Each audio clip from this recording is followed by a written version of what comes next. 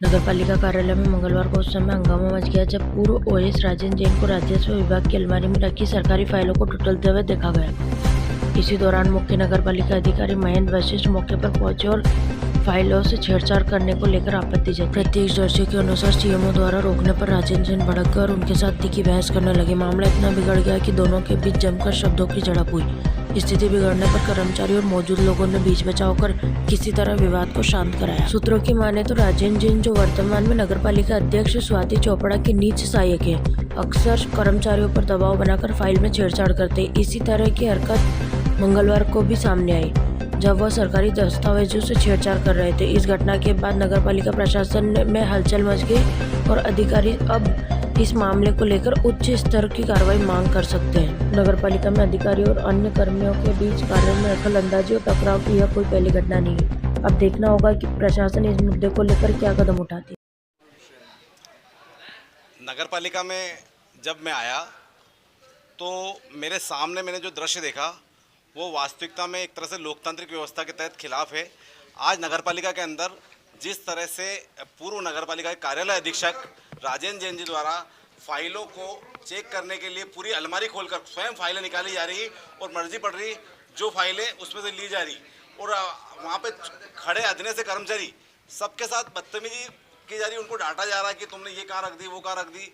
तो राजस्व विभाग में सारी ज़मीनों के खेल वाली फाइलें रहती है। ऐसे में मैंने देखा कि जब मुझे जानकारी लगी कि सीएमओ साहब को किसी ने जानकारी दी कि इस तरह हो रहा है, तो सीएमओ साहब तुरंत नगरपालिका में आए और सीएमओ ने आकर पूछा कि ये कौन है, किस तरह से नगरपालिका के फाइलें चेक कर रहा है और आप लोग क्या है। जब सीएमओ ने बोला कि कैसे, तो बोले कि हाँ मैं करूँगा। वो बोल रहा है कि तू आया कैसे, तो वो सामने वाला कह रहा है कि नहीं मैं तो चेक करूंगा। और तो उसने बोला तुम कौन, मतलब सीएमओ से एक कार्यालय अधीक्षक इस तरह जवाब कर रहा है कि तू कौन। तो सीएमओ ने जब कहा कि मैं सीएमओ, तो बोले मैं नहीं मानता सीएमओ। तो इतने अगर किसी के हौसले बुलंद है तो उसके पीछे नगरपालिका अध्यक्ष के निजी सहायक है और सारे उनके जो है 2 नंबर के काम, जमीनों के काम नगरपालिका के अंदर करते हैं। ऐसे में उनको संरक्षण मौका मिला हुआ है। सारे अधिकारी कर्मचारी उनसे डरते हैं, उनके सामने बिल्कुल नतमस्तक होकर खड़े हो जाते हैं। ऐसे में एक सीएमओ की दमदारी से जिस तरह से उन्होंने फाइलें देखने पर रोका, तो उसमें जो है मैंने ये दृश्य देखा कि सीएमओ को कोई साथ नहीं दे रहा था। यहाँ के अधिकारी कर्मचारी भी देखा कि सीएमओ के साथ खड़े नहीं होकर और चुपचाप खड़े थे, जबकि ऐसा दृश्य देखने के बाद में उसको रोकना था और नगरपालिका के सीएमओ को उस पर तत्काल एफआईआर दर्ज करानी चाहिए। लेकिन मुझे लगता है कि दाल में काला है, इस कारण नगरपालिका अध्यक्ष के ससुर जी यहाँ पर आए और उन्होंने सीएमओ साहब से बात करी कि ना नेक्स्ट टाइम पे ऐसा नहीं करेगा, ऐसा मेरे सुनने में आया है या जो भी बात हुई है। लेकिन अगर वास्तविकता में सूचना की राजनीति नगरपालिका अध्यक्ष जी करती है तो उन्हें तत्काल प्रभाव से राजेंद्र जैन को हटाना चाहिए और हटाने के साथ मतलब अपने निजी सहायक से हटाना चाहिए और उसके खिलाफ एफआईआर दर्ज कराना चाहिए। नहीं तो इससे तो लगेगा कि सत्ता के दबाव में किस तरह से लोकतांत्रिक व्यवस्था का हनन हो रहा है और नगरपालिका में घायल घपले के अंदर नगरपालिका अध्यक्ष का संरक्षण है, जिसमें सारे अधिकारी कर्मचारी नतमस्तक होकर निस्तेनाबूद हो रहे हैं। जिसमें आरोप लग रहे हैं वो नगरपालिका में कोई भी भूमिका नहीं है।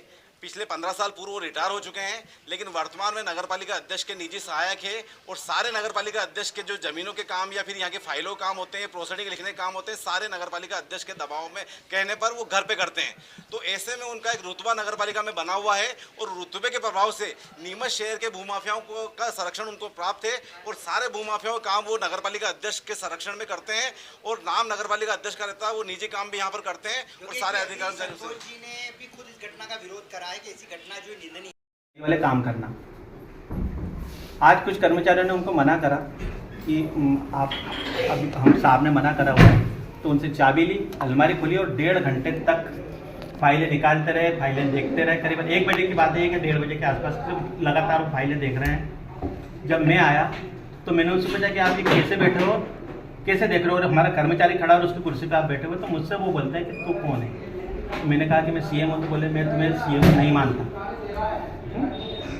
तो फिर मैंने कर्मचारी से बोला कि तुम किस तरह से कर्मचारी हो, है ना। मैंने डांट कर उनसे बोला तो वो खड़ा होकर के मुझे अपशब्द बोल करके बोलता है कि तू कर्मचारियों के साथ बोलने वाला कौन है।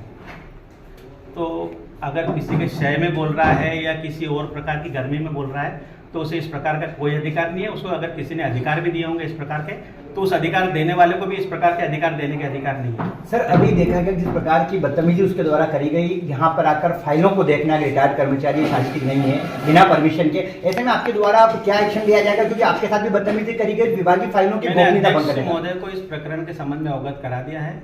उनसे चर्चा उपरांत वो जो भी हमारा निर्णय होगा उस मुताबिक मैं कार्रवाई करूंगा। अभी अध्यक्ष प्रतिनिधि जी के साथ आपकी चर्चा भी हुई, किस प्रकार की वो बात तो एक हुई? सामान्य चर्चा हुई, केवल ये पूछना है कि क्या हो गया क्या नहीं ये हो गया। उन्होंने माना कि बदतमीजी- जिसने बदतमीजी की उन्होंने माना कि वो उनके साथ काम करता है, तो इसमें नहीं, उनके साथ काम करता है, किसी के भी साथ काम करता हो, कोई और उनसे भी बड़े किसी पदाधिकारी के साथ काम करता हो या नहीं करता हो, इस प्रकार के अधिकार किसी को नहीं है कि वो चाबी लेकर के अलमारियां खोले, फाइलें निकाले, उसके फोटो खींचे और उसके बाद में जब अधिकारी आकर के मना कर रहा है तो उससे पूछे कि तू कौन और अपशब्द उससे कहे। सीएम साहब चूंकि बाहरी निवेदन ये है व्यक्ति है, कि वो सामान्य व्यक्ति होता तो बात होती, लेकिन वहाँ काम कर रहा पावर तो वही है ना।